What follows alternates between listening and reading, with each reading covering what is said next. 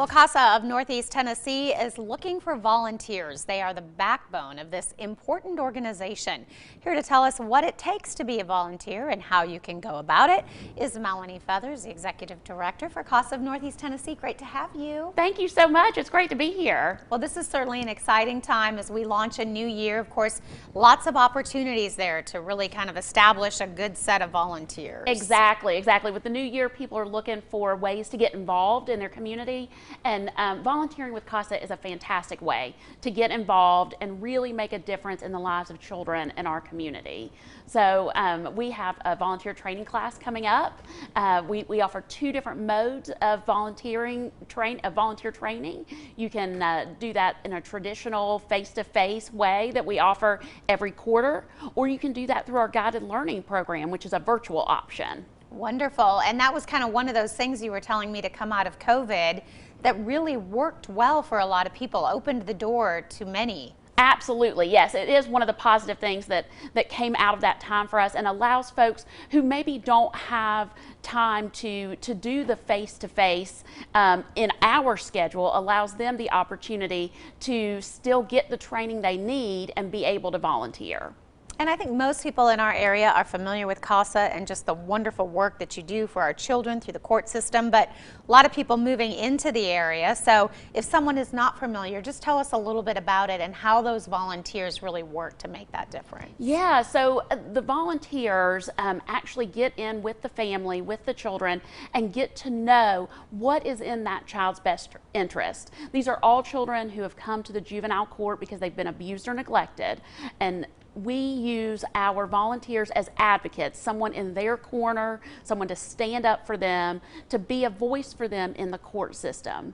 And I know it can sound a little bit intimidating to people when we start talking about court systems and things like that, but the thing I'd really like for people to know is you don't have to have a special degree, you don't need to be a lawyer or a teacher or a nurse. You could be any of those things, but really all you need is a desire and a passion to help abused and neglected kids. We will train you and we will support you every step of the way. Yeah, you were telling me even in that guided learning, you're kind of walking through that journey with them, but they're able to do it sort of on their time. That's right. Yeah, it's a virtual option, so they're working at their own pace at home, but each week we'll do a Zoom meeting so that we can review everything that you've learned and answer any questions that you have.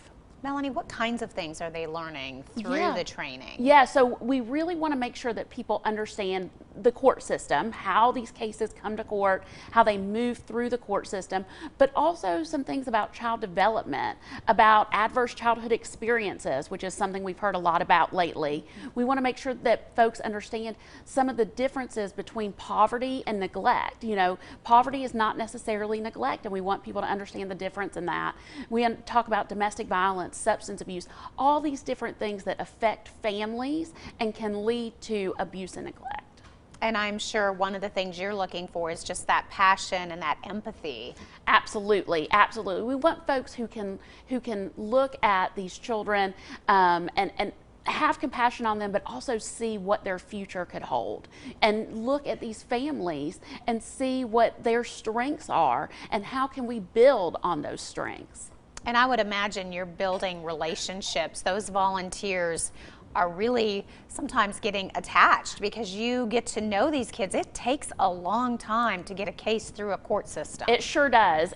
You know, right now the average is about 18 months, but folks really do build a relationship that almost becomes like a mentorship for some of these kids. You know, each case is different, but many of our cases, the advocate really becomes a person who can build resiliency into these kids by showing them strength of character and by being that person that they can rely on, someone who's always going to show up for them. Wow, playing a powerful role, indeed. Absolutely, yes. All right, Melanie, we'll give everybody the information. If this is something that you would like to consider, think about, maybe talk to Melanie a little bit about it, you can check out their website. Lots of great information on what it takes and the process. CASANETN.org. We'll also put that on our website coming up later today. We're back with Ross Chef Jane over there in our studio kitchen in just a moment.